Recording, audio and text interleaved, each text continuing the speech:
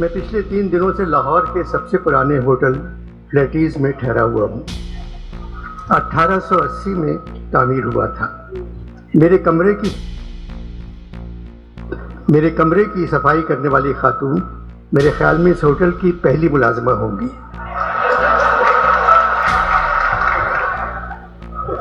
آج صبح میں نے ان سے کہا، آپ زحمت نہ کریں، آپ کہاں رہتی ہیں، میں آ کر آپ کے کمرے کو صاف کروں گا۔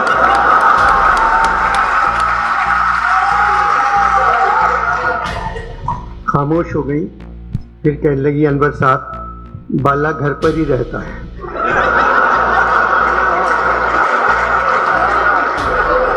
شاید میرا خلوص وہ نہیں سمجھی۔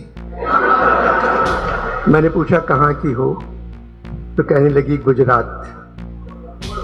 میں نے کہا مسلم لیگ کاف کی طرف ہو؟ بولی مسلم لیگوں نے قاعدے کی ایسی تیسی کر دی ہے، صرف کاف گاف بچ گئے ہیں۔ مجھے نہیں معلوم میں کس کی طرف ہوں۔ پڑھی لکھی ہو؟ میاں جی پڑھی لکھی ہوتی تو بے روزگار ہوتی۔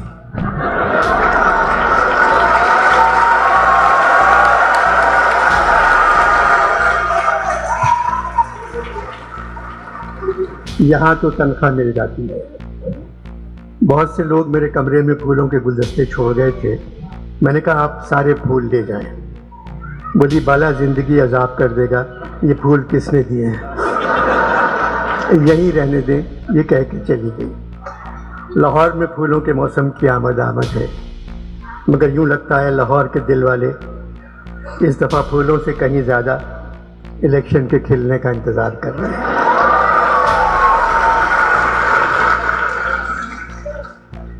الیکشن ہوں گے یا نہیں، یہ بات نہ الیکشن کمیشن جانتا ہے، نہ سرکار،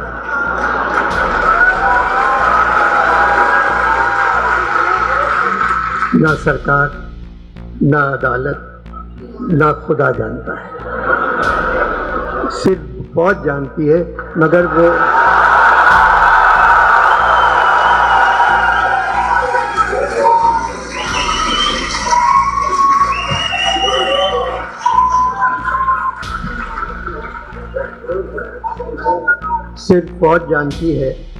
مگر وہ بتا کر نہیں دے رہی ہے۔ حالات کی وجہ سے الیکشن کے ساتھ بھی کمیشن لگا دیا گیا ہے، اور ہم سب جانتے ہیں یہاں بغیر کمیشن کے کوئی کام نہیں کرتا۔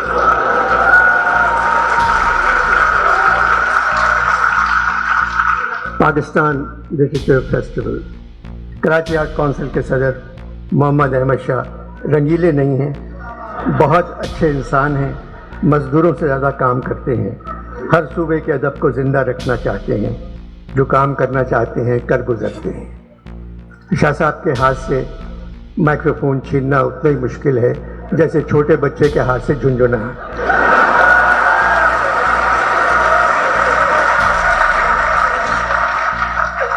15 برسوں سے کراچی میں ادبی کانفرنس کروا رہے ہیں۔ اس سال 3 دنوں میں تقریباً 60,000 لوگ اس کانفرنس میں آئے۔ لاہور میں بھی یہی حال رہا۔ ان 3 دنوں میں میں نے پنجاب کے نوجوانوں کو دیکھا، آنکھوں میں چمک، پیشانی پر روشنی، چہرے درخشاں، ہاتھوں میں سیل فون، مگر پیشانی پر روشنی سیل فون کی نہیں تھی۔ ان کو دیکھ کر مجھے ایسا لگا پاکستان کا مستقبل روشن ہے۔ اس کانفرنس میں ادب پر بات ہو رہی ہے، ہال نمبر 1 بھرا ہوا ہے، لوگ کھڑے ہوئے ہیں، جگہ نہیں تھی۔ کلچر پر بات ہو رہی ہے، ہال بھرا ہوا ہے۔ مصوری، موسیقی اور تعمیر پر بات ہو رہی ہے، ہال بھرا ہوا ہے۔ حالات حاضرہ پر بات ہو رہی ہے، ہال خالی ہے۔ 15-20 لوگ بیٹھے ہوئے تھے جن کے رشتہ دار موجودہ حکومت میں ہیں۔ 4-5 لوگ ایسے تھے جن کا تعلق فوج سے ہے۔ جمہوریت میں جو بھی حکومت ہو، ہمیں اس کی عزت کرنا چاہیے۔ ہمیں ان کی حفاظت کرنا چاہیے، کیونکہ وہ ہماری حفاظت نہیں کرتے۔ مگر حکومت جمہوری ہے، ہماری فوج بہت طاقتور ہے، اس لیے ہر جمہوریت میں وزیر اعظم سے لے کر سارے وزیر بچہ جمہورہ بن جاتے ہیں۔ ڈگڈگی ہلا کر کوئی ان سے کہتا ہے اوے بچہ جمہورہ کھڑے ہو جا، وہ کھڑے ہو جاتے ہیں۔ اوے بچہ جمہورہ اب چل، سب چلے جاتے ہیں۔ بچہ جمہورہ کا تماشا ہم سڑکوں پر 75 سال سے دیکھ رہے ہیں۔ ایک آدمی کے ہاتھ میں ڈگڈگی، ایک بندر پر چادر پڑی ہوئی، ڈگڈگی بجانے والا اس سے جو کہتا ہے بندر وہی کرتا ہے۔ ایک تھیوری ہے کہ انسان پہلے بندر تھا، مگر نئی تھیوری یہ ہے پاکستان میں جمہوری حکومت میں انسان سے بندر بن جاتا ہے۔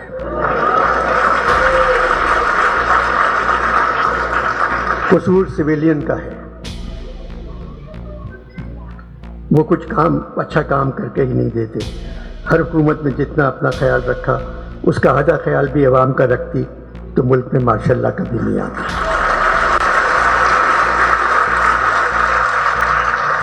75 برسوں میں فوج نے تقریباً 35 برس ہم پر حکومت کی ہے۔ 35 برس تو یوں ہی کہہ گیا، 75 برسوں میں تقریباً 74 برس فوج نے ہم پر حکومت کی ہے، آج بھی کر رہی ہے۔ اس میں فوج سے کہیں زیادہ ہمارا قصور ہے۔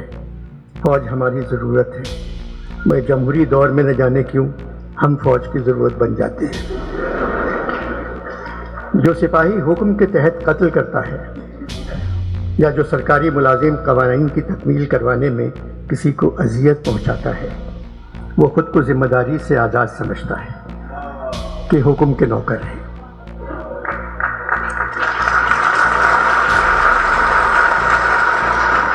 وہ کہتا ہے قانون ہم نے تو نہیں بنایا، وہ یہ بھول جاتا ہے کہ ہر عمل ایک عمل کرنے والے کی طرف لوٹتا ہے اور ان کا عمل بھی انہی کی طرف لوٹے گا۔ 75 برسوں سے جو یہاں غریب ہیں وہ آج بھی غریب ہیں۔ دادا غریب، باپ غریب، بیٹا غریب، پوتا غریب، نہ پیسہ، نہ تعلیم، نہ گھر، نہ کوئی مستقبل، ان کا کوئی حق نہیں۔ صرف ایک حق ہے، اگر غلطی سے کہیں الیکشن ہو جائے تو ان پہ ووٹ ڈالنا فرض ہے۔ 75 برسوں سے یہاں جو تخت پر بیٹھے ہوئے ہیں، دادا تخت پر، باپ تخت پر، بیٹا تخت پر، بیٹی تخت پر، پھر پوتا تخت پر، ایسا نہیں ہونا چاہیے۔ بہترین لوگ یقین سے محروم ہیں، جبکہ بدترین لوگ پرجوش وارفتگی سے بھرپور ہیں۔ احمد شاہ صاحب نے مجھے یہاں سنجیدہ گفتگو کرنے کے لیے نہیں بلایا تھا، مگر دل نہ ہنسنے کو چاہ رہا ہے نہ ہنسانے کو۔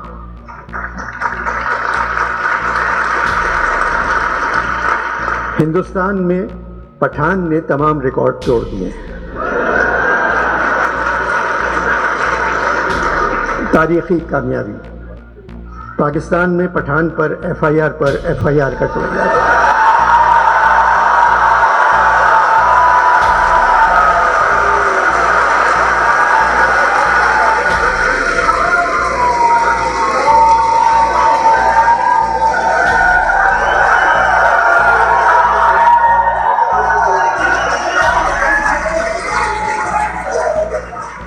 پاکستان میں پٹھان پر ایف آئی آر کٹوائی جا رہی ہے اور موجودہ حالات میں پاکستانی پٹھان کی کامیابی نظر نہیں آتی، مگر سنا ہے آنے والے الیکشن میں پاکستانی پٹھان کی ایڈوانس بکنگ ہندوستانی پٹھان سے زیادہ ہے۔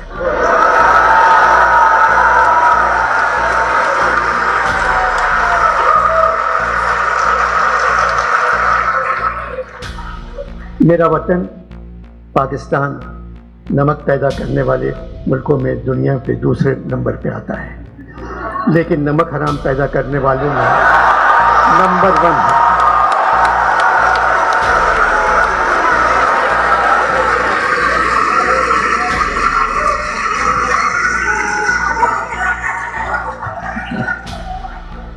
لیکن نمک حرام پیدا کرنے والوں میں نمبر 1 ہے۔ سیلاب سے کہیں زیادہ ہم لوگ قرض میں ڈوبے ہوئے ہیں۔ IMF سے بات چیت ختم ہو گئی، ان لوگوں نے کشکول کا منہ 50 گنا بڑھا کر ہمارے ہاتھ میں تھما دیا۔ اب کیا کریں؟ امیر پریشان ہے کہ ڈالر مہنگا ہو گیا، غریب پریشان ہے روٹی مہنگی ہو گئی۔